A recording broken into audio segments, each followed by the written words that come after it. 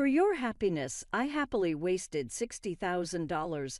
However, how can you label my wallet or an ATM? I seem to remember we never solved it in the first place. Lily Max's wife snickered sarcastically. If it bothers you so much, then why don't you attempt to stop the payments? After all, I'm a big shot. I can do that ** easily on my own. Tanya replied, through the room in her dismissive voice, my own oldest son I raised, Max, does just that. I spent $20,000 on an engagement party at the wedding, and this is how they treat me. But when it comes to me, they're nothing but a cash cow. I must have made a mistake raising my son. I'll never let them push me around again, I said. I've heard you loud and clear. Are you sure about that? You know we won't let you see your grandchild, right? Max threatened. You don't have to. I'd be more than happy to stop the payments. From here on out, it was a steep fall for Max and Lily, who had been treating me like a money tree. My name is Chloe. I'm 56 years old. I've been struggling alone ever since my husband passed away 12 years ago. Between my job and raising my 2 children, I've always had my hands full. I'm currently an executive at a decent company that I've been with since before I got married. To the outside world, I guess you could call me a career woman. The children, who were high schoolers when my husband died, have now graduated college and are working, so I'm a bit relieved. I just wish they'd settle down and start their own family soon. While contemplating these thoughts, I lived alone comfortably in the condominium that I used to share with my children. Then one day Max called me. I want to introduce you to a woman I'm thinking of marrying. I agreed, delighted. Max, who turns 28 this year, works for a large corporation as a salesman. Although he has been a bit of a playboy, it seemed like he was finally settling down. On the day he was to bring the woman he was planning to marry, he said, Mom, long time no see. This is my fiancée, Lily. Nice to meet you. I look forward to getting to know you, I said. The one Max introduced, Lily, was a receptionist at the company where he worked. She was strikingly beautiful, and I was quite proud of my son for finding someone like her. Oh, congratulations to you both. I'm here to support your happiness, I said, my face beaming as our conversation flowed. Eventually, the topic of the engagement party came up. We're planning to have an engagement party soon. I need to start preparations. Then, Mom, could you cover the $20,000 cost for the engagement party? I was taken aback. I thought the average cost was around $10,000. However, seeing their happy faces, I couldn't refuse and agreed. Of course, it's a happy occasion. Later, my eldest daughter, Mia, came to visit. Mia, how's work going? The deadline was yesterday. I'm managing well, so don't worry, Mia said. Mia is a manga artist. While she hasn't had a big hit yet, she has had her own series and manages to make a living. She's always been good at drawing and loves manga, so it might be the perfect job for her. By the way, Mom, Max is getting married, isn't he? Mia asked. Yes, he came by the other day with his fiancée Lily to introduce her, and they've asked for $20,000 for the engagement party. Wow, $20,000 is a hefty sum for sure. It's not like that. But apparently they're going to split it for their wedding funds and to send gifts of gratitude. Is that how it works? And so, on the day of the engagement party, I gave them the promised $20,000. Both Lily and her parents looked delighted. We'll use this to start our new life together, they said, putting away the $20,000. There were no gifts of gratitude that I expected, but I reminded myself that this is what engagement parties are like. As long as they could have a happy marriage, it was okay. But a few days later, Max dropped a bombshell. I want a grand wedding with lots of company and connections invited, maybe around 250 people. That sounds wonderful. And with that, Mom, I'd like to ask you to cover the upfront cost of the wedding. What? I have to pay? I was under the impression that weddings were funded by the couple themselves. I'm counting on you, Mom. It's pretty standard for parents to pay for the wedding, but didn't I give a lot of money for the engagement party? Laylee's parents are frail and can't contribute, and I'll give you back the wedding gift." Reluctantly, I opened the bill Max had brought. To my shock, the amount was $40,000. The idea of this much upfront cost made my head spin. How large a wedding were they planning? Wait a minute, isn't this a bit too much? Why not have a wedding within your means? It's a once-in-a-lifetime event, and Lily doesn't want to compromise. Plus, don't you want Lily's parents to see how happy she is? Being cornered like that, I couldn't refuse. All right, it's indeed a joyous once-in-a-lifetime occasion. Seeing my consent, Max smiled and said, "Thank you," before leaving the room. Later, I transferred the upfront cost of $40,000 to the wedding venue. It was hard to use the money I had been saving for my retirement, but I told myself it was for my child's happiness. Then, 2 months later, on the wedding day, the wedding venue was more luxurious than I had expected.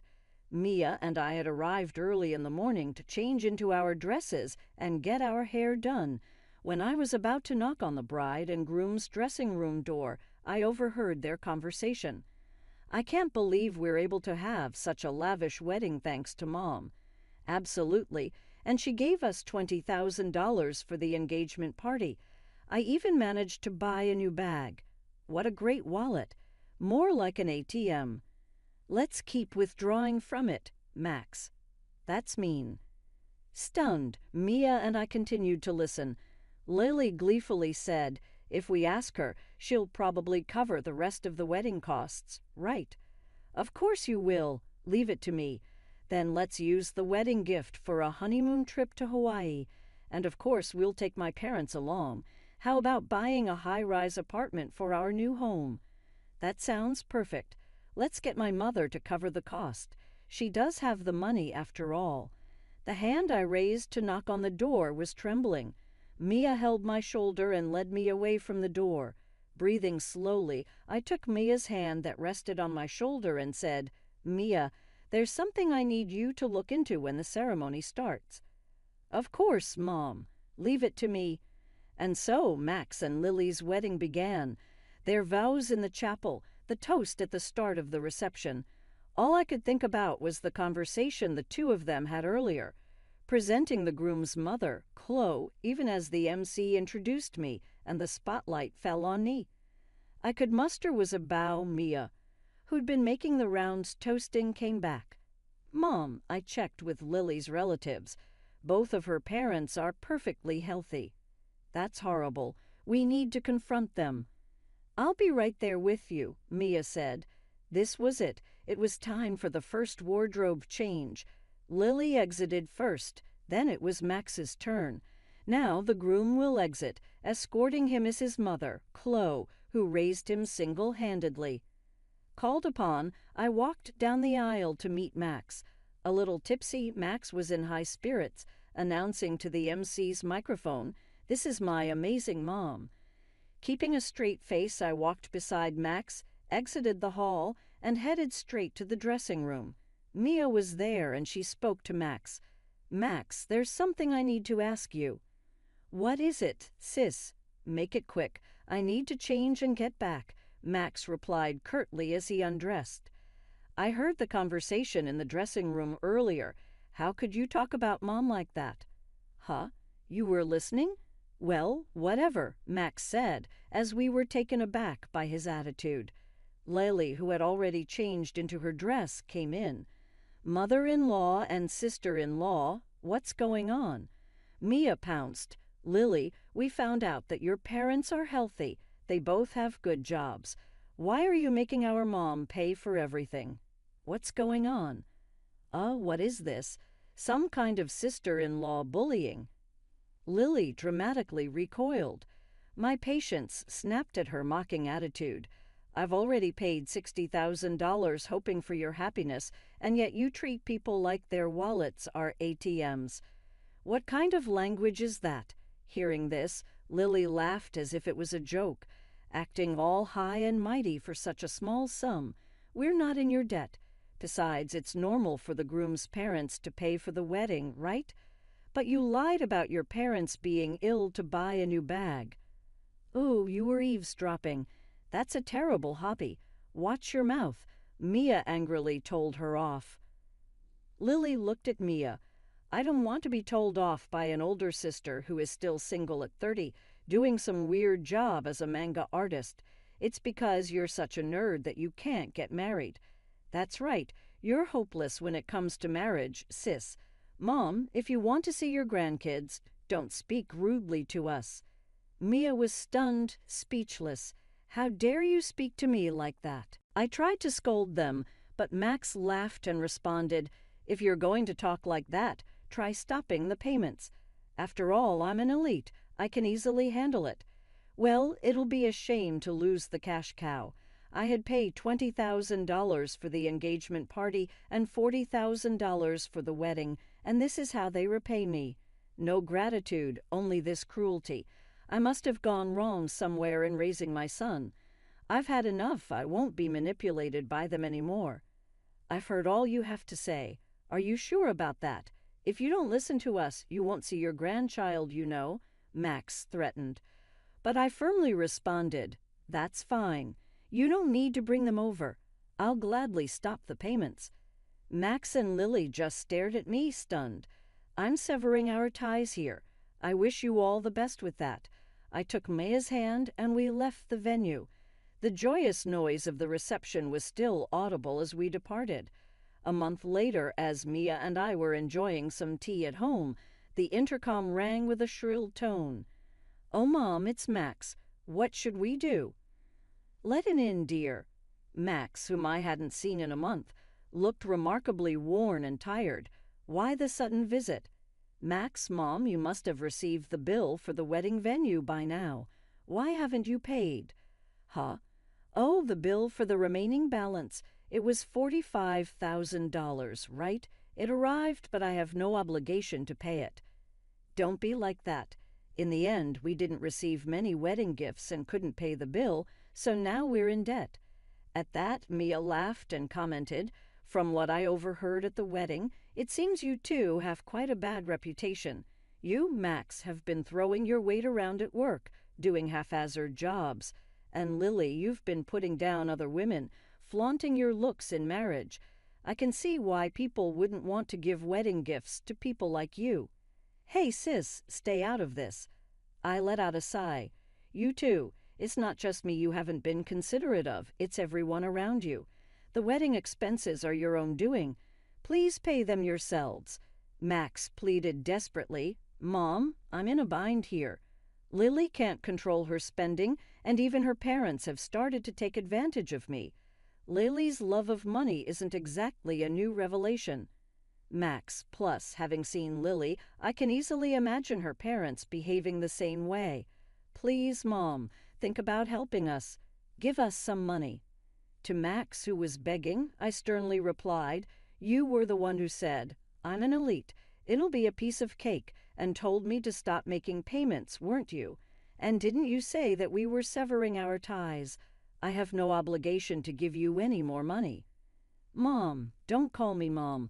I don't want to be called that by someone who has only ever seen me as a cash cow.